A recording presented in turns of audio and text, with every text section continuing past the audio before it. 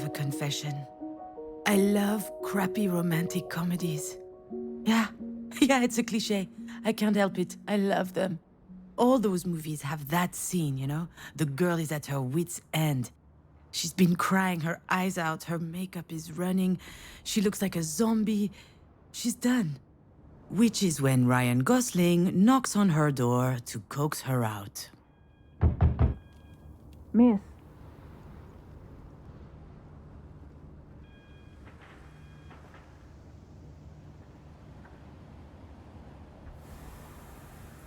Ah, shit. That sounds nothing like Ryan Gosling. See, this is the problem with my life in a nutshell. It's not romantic, and it's certainly not a comedy. All right, where am I? What happened? Oh yeah, the hospital. I felt woozy, and then really, really hot. And I guess that I fainted? Ah, well, dropped to the restroom floor like a sack of potatoes. No better place for a nap. Are you okay, miss? Oh shit, the doctor.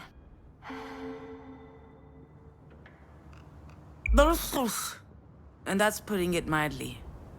I'll be alright though. Are you sure? Aha, as if I could be sure of anything. Still, I should probably update my guardian angel. Actually, now that I think about it, maybe there's something I know for sure. If I have to spend one more second lying on this filthy floor, I'm pretty sure that I'm going to vomit. Vomit again, I guess. I'm just a little nauseous is all. I just had a little bit of a moment. A big moment. But it's over now. Sorry, I ducked out. I'm already feeling much better. I can hardly tell her the truth, can I? Most people don't actually want you to be honest with them. Oh, I apologize, Dr. Giagana. I just vomited up my breakfast. I had it all over my chin. It wasn't a good look. It's hardly my fault. I haven't been handling stress very well lately. Come to think of it, isn't it her fault? She just had to go and tell me that my mom's in intensive care. I'm sure, that is her job. But I gotta tell you, that's a lousy job. Really, really lousy. I'll be out in just a second. Those weren't here before. Do you think they have any idea where they are? I'm sure this comes as a shock, but it is crucial that you understand the situation. Your mom had a brain aneurysm. Do you know what that means? Mom. Funny. I could never get myself to call her mom. She's always been Marie to me. As I understand it, it's a weakened artery wall? Correct. And that artery ruptured, which caused a hemorrhage. It is a serious situation. We need to prepare for whatever happens next, very quickly indeed. I've watched enough Grey's Anatomy to know that this is not good. I don't know anything about medicine. I work in administration. It's mostly paperwork. I am not going to tell her that I'm a failed screenwriter. She would never take me seriously. Anything related to medical care will be my team's responsibility. But you are her trusted advocate. I'm sorry, you should be her what aware. now? Do you not remember? This is the reason we called you. We have your name and your number, which means that you signed the release. I have no idea what she's talking about. And since she's not able to express her will, it falls to you to speak on her behalf. But I presume you discussed that when you went through the process, so you must know that there are a number of options to consider. I don't believe it! She put my name on the form without asking me. She must have forged my signature. It's hardly a surprise. She's always done that kind of stuff. But I'm not making any important decisions. The phone call from the hospital, that was a surprise. I'd never have thought anything so serious would happen to her. Anyway, when she's back on her feet, she's going to have a good laugh about this. The idea of me deciding on her behalf. I've had my share of this kind of responsibility, and it didn't turn out well. However, my dear mother doesn't seem to understand. Of course, Jan will have her say, and if we disagree, all hell will break loose. Pitting us against one another at a time like this, that's exactly what my mother would do. I feel trapped, like a fish in a barrel. Oh, come to think of it, I would love that. A 30-second memory, and not a care in the world. Fear me, sharks, for I am the terror of the oceans. That reminds me of the nickname I got during swim class in middle school. Sea hag. Haters, all of them. I'm sorry, Miss Fortin? Demange. I went back to my maiden name. I'm sorry, that wasn't in your file. Listen, I understand that this is all very sudden, but we don't have a lot of time. We need to focus. We do indeed. I'm sorry, it's just... It's okay. I understand. It's not an easy situation. Our major concern right now is the hemorrhage is spreading. There's the risk of a cerebral vasospasm. That is a complication which could severely affect her brain. Is she going to die? We're doing our best to make sure that doesn't happen. But there could be long-term consequences. This sort of event severely impacts the body, and mental functions may also be impaired. I need to know if you and your mother will be able to deal with that sort of complication. Holy... fucking... shit. Shit.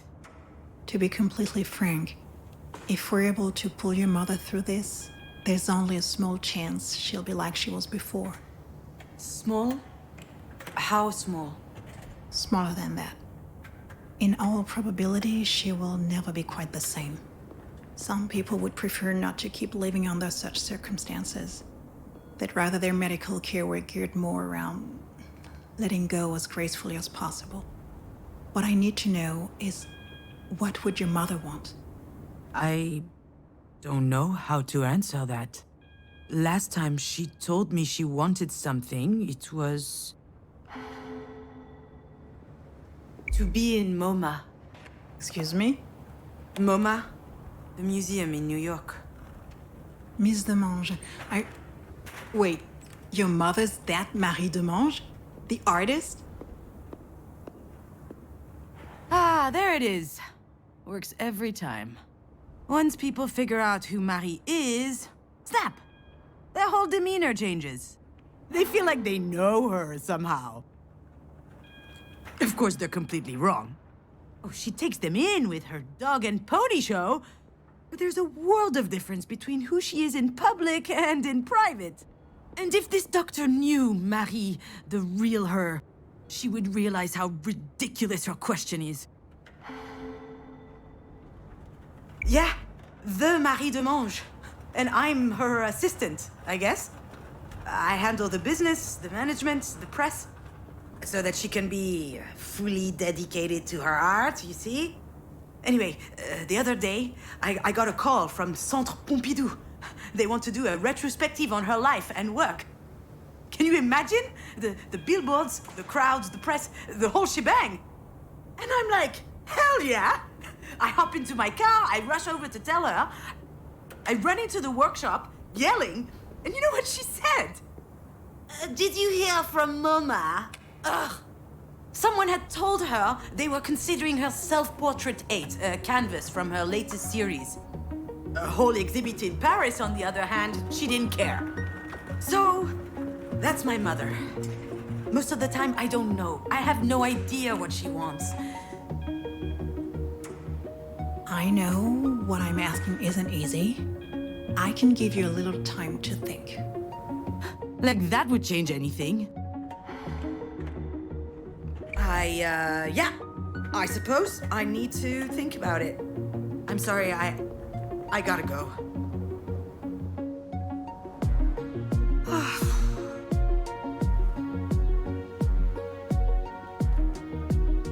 I know what she'd say.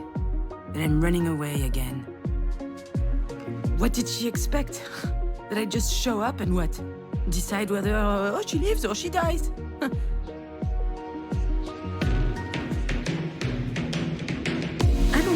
I'm supposed to make it to the end of the day, let alone... Oh, what the...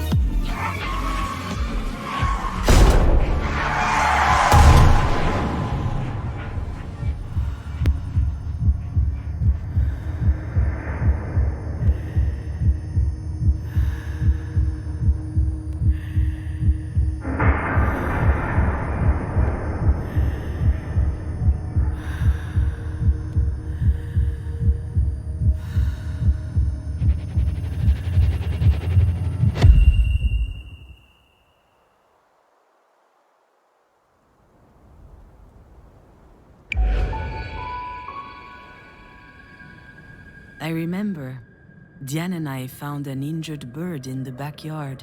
It was tiny.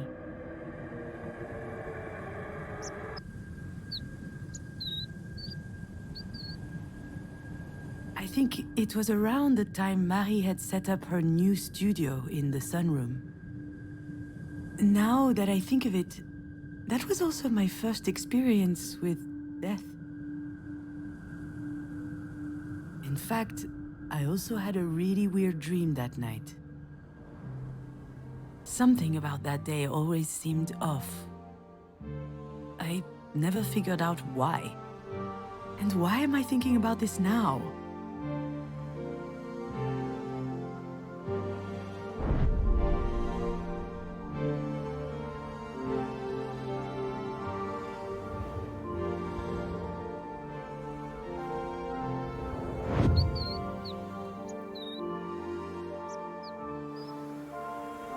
Marie told us she'd take care of the bird, so we went back to playing. I never saw it again, and when I asked what happened, she said it just flew away. I was so relieved.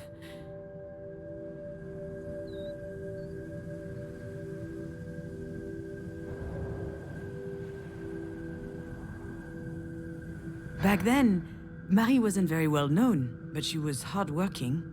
She had just started a series on birds, actually. They were all over the house. She considered them a symbol. A postmodern symbol of anti-anthropic levity. Classique Marie.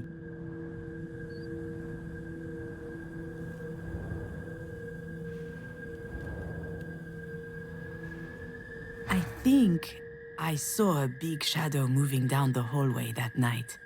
I imagined a monster bird was visiting us. For a long time, I thought it was just a strange dream.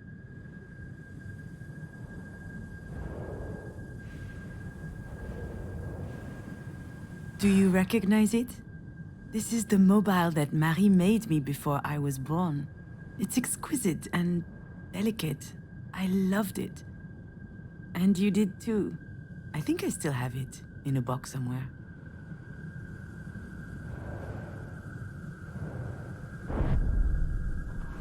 The nest was high up in the tree, but the wind blew it down. The bird was obviously young. It was a big fall. It must have been badly hurt. I didn't realize it at the time. Ha, yeah, Diane was so proud of packing her own suitcase. Her father came to pick her up that afternoon. She spent the weekend with him and her stepsister. I was a bit jealous, but also happy to have some time with my mother, just us.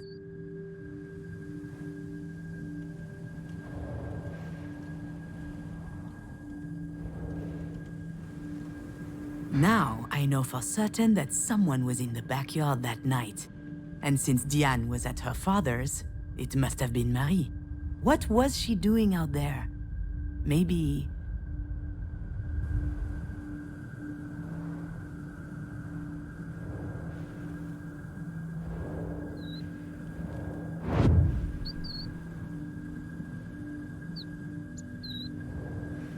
Marie was always quite passionate about birds.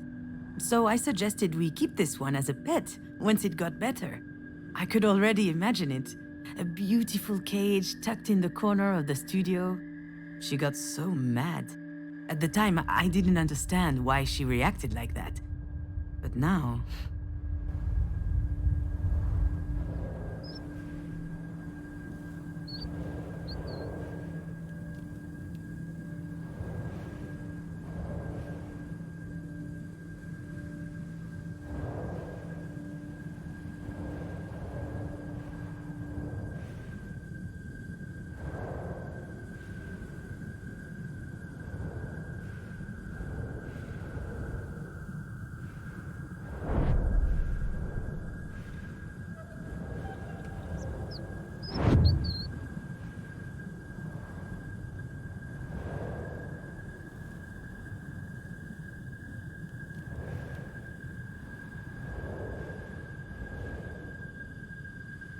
Maybe Marie killed the bird.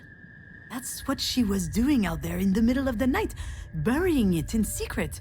And it might sound strange, but I also understand why she did it.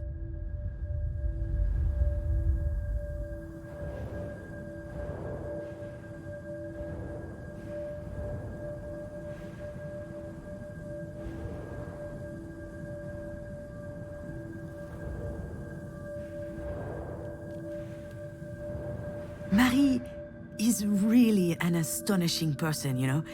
She's usually hard, but also she could be vulnerable sometimes. She couldn't stand seeing the bird injured. She knew it would never recover. It was too weak. I remember she said, "Not being able to fly, that's no life for a bird." She thought it would be better off dead. She could have just abandoned it, let things run their course. But I don't think she did. I think she killed it with her own hands. It sounds cruel, doesn't it? But that's just Marie. That's her outlook on life. She's all or nothing.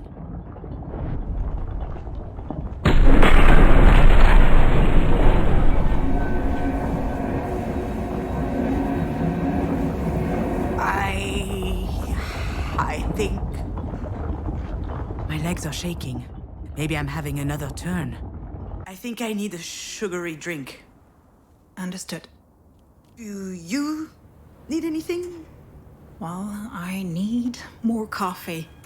But if I drink another one, my stomach's going to declare war on the rest of me. I'm not ducking out. Not this time. After all, isn't this what Marie wanted? I just can't speak on my mom's behalf.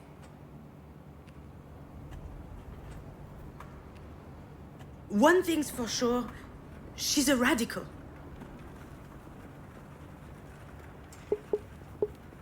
She's all or nothing, all the time.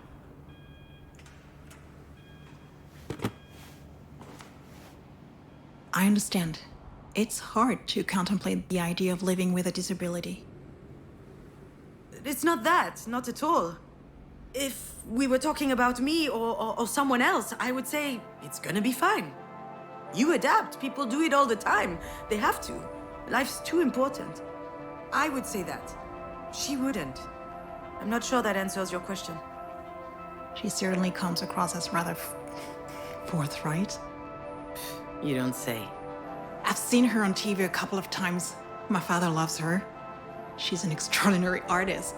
In her interviews, she's so impressive, fierce even. It must be quite something to be the daughter of someone so talented. I've heard this one before. That's a polite way to say, it can't be easy to have a nutcase for a mother. Yes, it's quite an experience.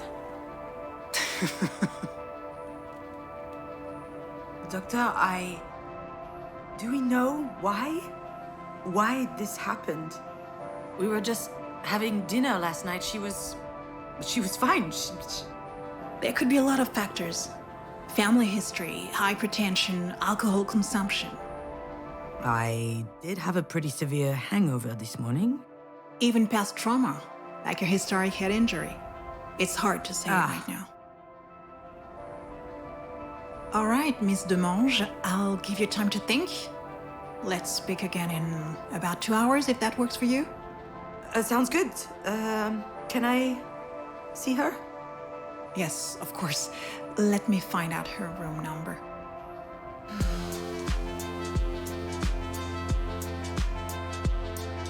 I know what I have to do, what I should do.